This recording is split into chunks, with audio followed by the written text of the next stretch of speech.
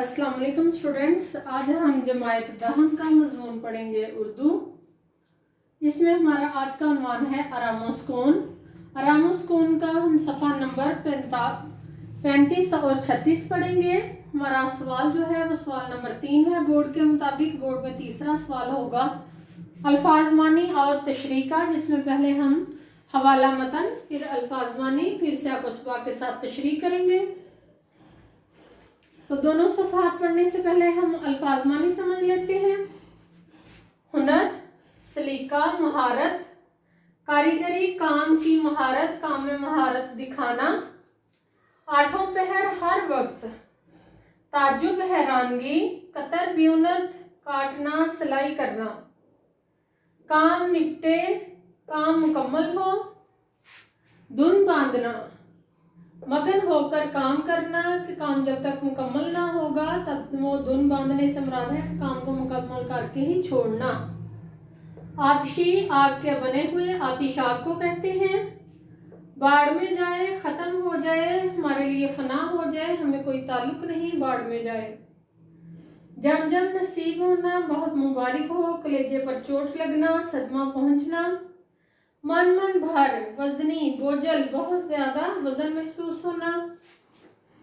बसोरती हुई, गम में मुंह लटकाना। कलमुही, काले मुंह वाला या काले मुंह वाले। ड्यूड़ी, घर का सामने वाला हिस्सा, ओपन नहीं, वो हिस्सा जो मुकम्मल हो, छत उस पर बनी हो, और बिल्कुल खुला सहन नहीं। ड्यूड़ी कहते हैं जो घर की ये दाखिली हिस्से में छत बना हो और दरवाज़ा लगा हो। तकदीर की खोट, बदकिस्मती, नगीने, कीमती मोती, खंडला, खंडर, मामूली, फना हुआ। अब हम तशरीह की तरफ आएंगे। इससे पहले हम तमाम सफ़हात की एक एक सफ़ा करके तशरीह कर चुके हैं। अब वो पिछली मुकम्मल करें। आज के लेसन में भी आप अपना रजिस्टर खोलें, अपनी किताब खोलें और एक एक लाइन को आप समझें। इससे पहले मैं आपको बताऊं कि इस कहानी में हम सफ़ा नंबर 35 पढ़ने लगे हैं। इससे पहले ये बताया गया है कि सैयदानी भी मीर साहब की बेगम को और उनके बच्चों को, सर्दी का मौसम है, बैठकर कहानी सुना रही है और उसने जो ख्वाब में परस्तान की सैर की वो उन्हें कहानी की सूरत में सुना रही है। वह सैयदानी भी एक जवानी में दर्जन हुआ करती थी, बेवा औरत है। अब उसके कोई खाने पीने का बंदोबस्त नहीं था, कमाने का कोई ज़रिया नहीं था, इसलिए वो मीर साहब के घर रह रही है। सफ़ा नंबर 35 पर वो कहती है,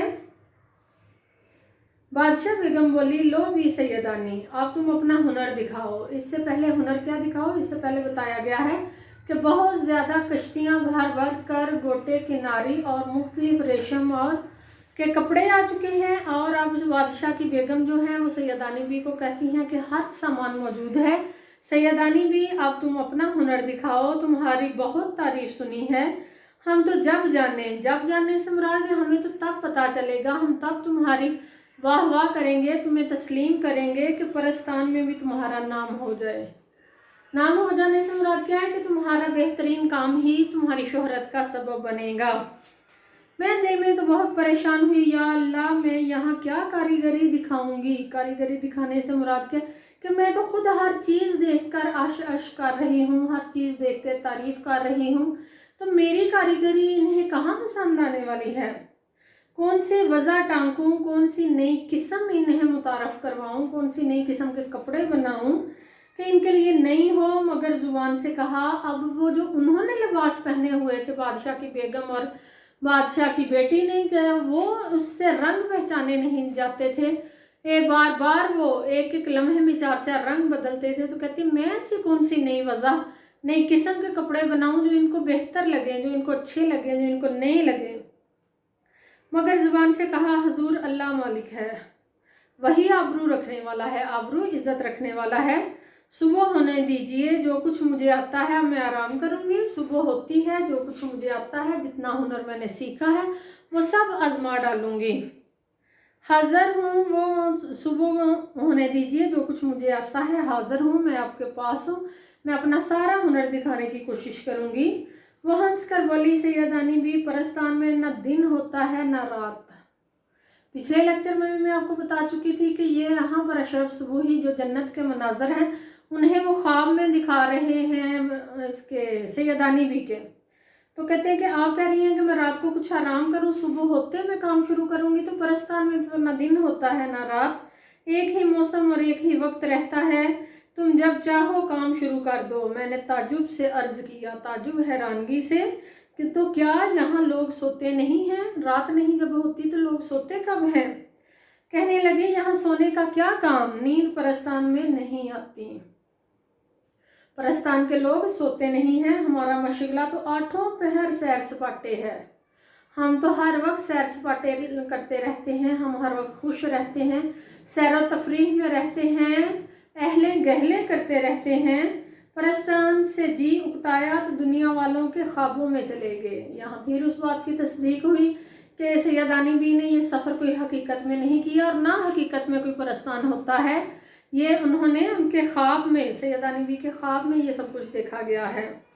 बहन मैंने देखा वाकई नींद का नाम भी आंखों में नहीं। बहन किसे कह रही है? ये मीर साहब की बीवी को कह रही है कि बहन वाकई नींद का नाम भी नहीं आंखों में, ना पेट में गरानी, ना सर बारी, ना अंगड़ाइयाँ, ना जमाइयाँ।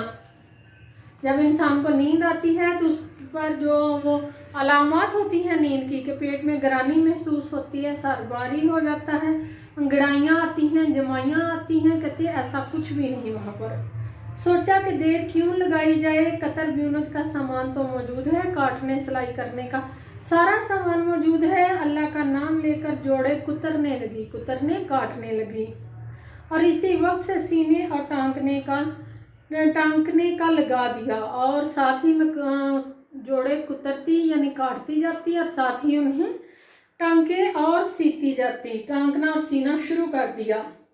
इधर मैं एक तरफ बैठी हुई अपने काम में मसरूफ़ थी, उधर नाचने गाने वाली परियों के तख्त उतर रहे थे। तख्त से मुराद नए नए तख्त आ रहे थे जिन पर बैठकर उन्होंने गाना गाना था।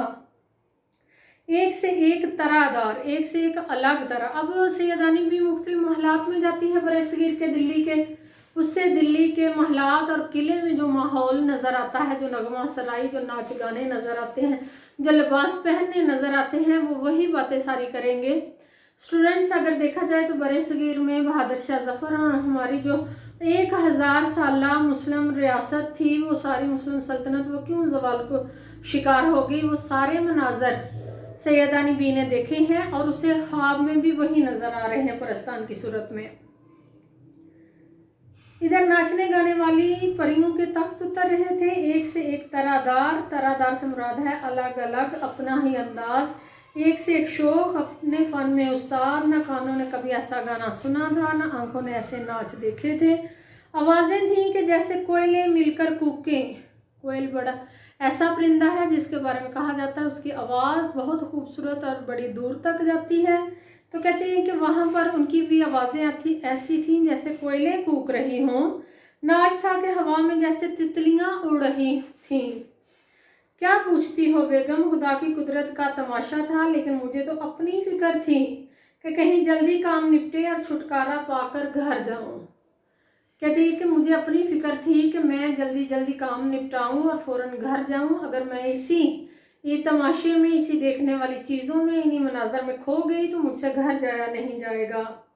ज़रा की ज़रा आंख उठाकर देख लेती और अपनी सुई चलाने लगती। मैं उनकी तरफ देखती नाच गाने को, लेकिन फ़ौरन अपना काम करती।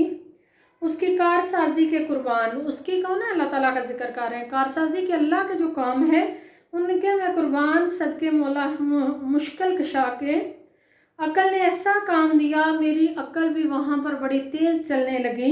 पहले ही जोड़े में वाह वाह हो गई, पहले ही जोड़ा मैंने सिलाई किया जब, तो हर एक ने तारीफ़ें करने लगा हर कोई। शहजादी का चेहरा भी खुशी के मारे फूल की तरह खिल गया कि अब आइंदा जो जोड़े हैं वो भी बेहतरीन सिलाई होंगे। अब क्या था, मेरे हाथ पाँव में गोड़े लग गए। ये एक मुहावरा है, गोड़े लग जाना यानी तेज़ हो जाना। अब तो मुझे थकावट नहीं हो रही, बल्कि मेरे हाथ पाँव में गोड़े लग गए हैं, तेज़ तेज़ चल रहे हैं। दिनों का काम घड़ियों में होने लगा। कहानी बहुत लंबी है, कहाँ तक कहूँ। जिस काम की आदमी धुन बांध ले वो हो ही जाता है। میں نے دن باندھ لی تھی، فیصلہ کر لیا تھا، میں نے کام جلدی نپٹانا ہے تو میرا کام ہو گیا۔ آخر سارے جوڑے بھی سل گئے اور ٹک بھی گئے۔ کتنے دن لگے یہ کون کہہ سکتا ہے۔ نہ وہاں دن تھا نہ وہاں رات تھی، وہاں ایک ہی موسم تھا، ایک ہی وقت تھا اور وہ خوشی کا وقت تھا۔ وہاں دنوں کا حساب ہی نہ تھا۔ ہاں اگر یہاں اتنا کام کرتی تو خدا جھوٹ نہ بلوائے میرے اکیلے ہاتھ پر 1 سال سے کم نہ لگتا۔ اس عرصے میں ساری پریاں، خاص طور پر شہزادی مجھ سے بہت محبت کرنے لگی تھی، انہیں مجھ سے بہت انس اور پیار ہو گیا تھا۔ خالہ سیدانی کہتے کہتے ان کا منہ سوکھتا تھا۔ منہ سوکھنا بھی محاورہ، اس کا مطلب ہے کہ وہ ہر وقت مجھے عزت اور پیار سے بلاتی رہتی، گھنٹوں میرے پاس بیٹھی رہتی اور مجھ کو سوئی چلاتے دیکھا کرتی۔ تم جانو پاس رہے کا بڑا اثر ہوتا ہے۔ اب تم جانتی ہو کہ جب انسان کسی کے پاس رہتا ہے تو اس کا بڑا اثر پڑتا ہے۔ مجھے بھی اس کی بولی بالی شکل پر پیار آتا تھا، مگر دل کو کیا کرتی؟ یہ نگوڑا تو یہاں پڑا تھا، یہ تو دنیا میں تھا میرا دل۔ میں وہاں پر اتنی مجھے انہوں نے عزت اور پیار دیا، میں وہاں ہمیشہ کے لیے بھی رہ سکتی تھی، لیکن میرا دل دنیا میں تھا، یہاں زمین پر تھا۔ گھر کی یاد چین نہیں لینے دیتی تھی۔ ہائے اپنا کھنڈلا پرستان میں بھی نہیں بھولا۔ کھنڈلا سے مراد یہ جو کھنڈر گھر ہے پرستان کی نسبت، یہ جو فنا ہوا گھر ہے، یہ مجھے وہاں پر بھی نہ بھولا۔ میرا دل کرتا تھا کہ میں فوراً اپنے گھر، مجھے پر لگ جائیں اور میں اڑ کر اپنے گھر آ جاؤں۔ آخر جب سارا کام ان کی مرضی کے مطابق ہو گیا تو میں نے کہا حضور خدا نے مجھے سرخرو کیا۔ سرخرو محاورہ ہے، اس کا مطلب ہے کامیاب کیا۔ مولا نے میری آبرو رکھی، میری عزت رکھ لی۔ سرکار کی شہزادی کی شادی اور شہزادی کو یہ جوڑے پہننے مبارک ہوں۔ اب لونڈی کو رخصت کیجیے۔ لونڈی کہتے ہیں ملازمہ کو، اب یہ لفظ استعمال نہیں ہوتا، پہلے اردو میں لونڈی ملازمہ کو کہا جاتا تھا۔ بادشاہ بیگم بولی سیدانی بھی ہمارا جی چاہتا ہے شہزادی کی شادی دیکھ کر جاؤ، یعنی کچھ دن اور رک کر جاؤ۔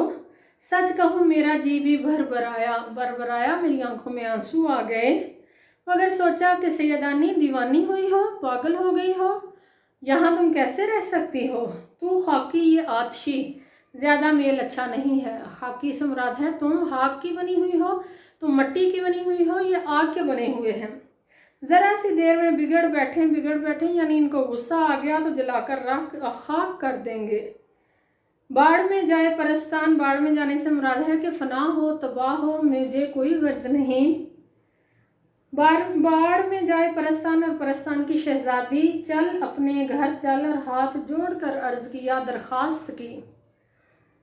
شہزادی کی شادی آپ کو جم نصیب ہو، آپ کو بہت زیادہ مبارک ہو، مجھے تو جانے دیجیے۔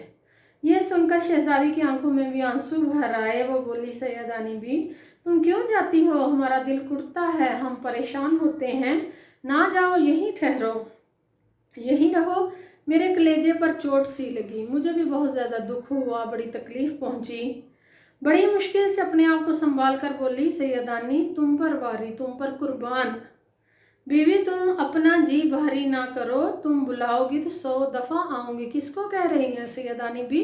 شہزادی کو کہہ رہی ہیں کہ میں تم پر قربان، سیدانی تم پر قربان، اور جب بھی تم مجھے بلاؤ گی تم پریشان جی بھاری کرنا، تم پریشان مت ہو، میں آ جاؤں گی، 1 دفعہ نہیں 100 دفعہ آؤں گی۔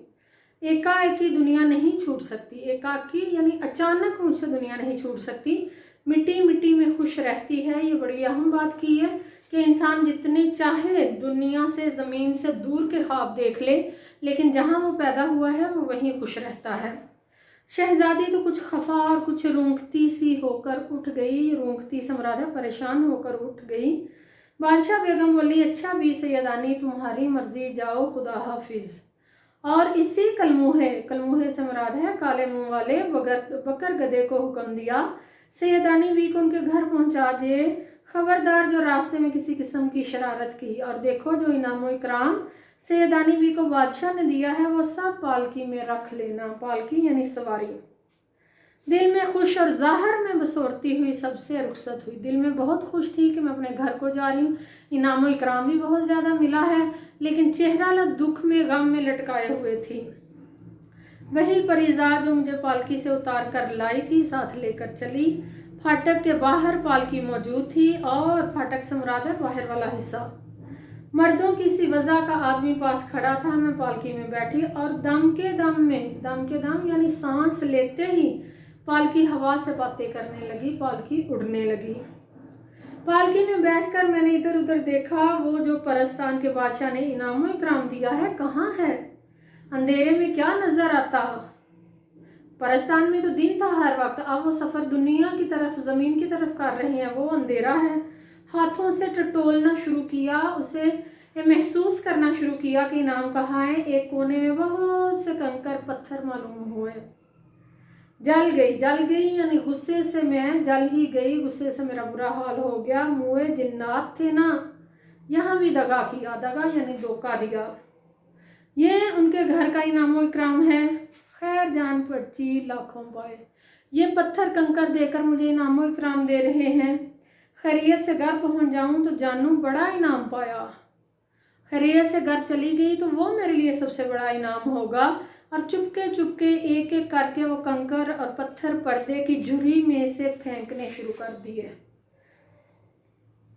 कायदा ये है, कायदा से मुराद है कानून, ये है कि खुशी में रास्ता जल्दी कट जाता है। कहते मेरे साथ भी ऐसा ही हुआ। आंख बंद करते मैं घर आ गया। ड्योढ़ी में पालकी रखी गई, चिराग जल रहा था, शाम का वक्त था। पर्दा जो उल्टा और चिराग की जोत जो पड़ी, जोत से मुराद है चिराग की जो लो पड़ी, उसकी जो रोशनी पड़ी, तो क्या देखती हूँ जिन्हें मैं कंकर पत्थर समझ रही थी जवाहरात हैं, हीरे मोती हैं। बड़े बड़े तो मैंने सब फेंक दिए थे, 2-4 नन्हे से बाकी थे, 2-4 छोटे छोटे जवाहरात रह गए थे। सर पीट लिया यानी रोना पीटना शुरू कर दिया। इतनी दौलत खोई, नगोड़ी फेंकने की क्या ज़रूरत थी, घर आकर देख लेती। ऐसा ही था तो घर आकर फेंक देती। लेकिन बहन तकदीर की खोट कहाँ जाती है? तकदीर की खोट से मुराद है बदनसीबी कहाँ जाती है। नसीब में तो पत्थर भी ना थे, वो भी मैं फेंक आई थी। हीरे लाल ज़मुर्द क्यों मिलते? एक एक पैर मन भर का हो गया। मेरा दिल बोझल हो गया, गम मेरे जहन पर सवार हो गया। सिर्फ 4 नगीने रह गए थे, वही लेकर बड़ी मुश्किल से उतरी। घर में जो पहुंची तो गोंड पुलाव जैसे छोड़ कर गई थी वैसा ही दाम पर लगा हुआ था। सैयदानी भी कहीं नहीं गई थी, उन्होंने पुलाव पकवाया था, गोंड पुलाव, और खुद उनकी आंख लग गई थी। और उस दौरान उन्होंने नींद में ये ख्वाब देखा था। बड़ी भी पकाने वाली मगरिब की नमाज पढ़कर दुआ मांग रही थी। दुआ मांग चुकी तो उन्होंने पूछा, बेगम क्या रास्ते में से उल्टे पांव आ गई? खैर तो है? यानी वो तो कहीं गई ही नहीं थी, वक्त ही नहीं लगा। मैंने दिल में कहा, लीजिए यक न शुद्ध दो शुद्ध, कि एक गम अभी मेरा उतरा नहीं, गम मेरा ख़त्म नहीं हुआ। हीरे जवाहरात में मैं फेंक आई हूँ, अब ये आगे से मुझसे सवाल करने लगी। परस्तान में खुदा मालूम कितने महीने लग गए और यहाँ अभी चावलों को दम भी नहीं आया कि मुझे चावल इतने पसंद हैं और अभी तो दम भी नहीं चावलों को आया, और मुझे शदीद भूख लगी है और अभी मेरी पसंद का खाना भी तैयार नहीं हुआ। और बड़ी भी से बोली, हाँ भी भूख लगी हुई थी और कुछ जी भी ठीक ना था, रास्ते ही से आ गई, अब इंशाल्लाह कल जाऊंगी।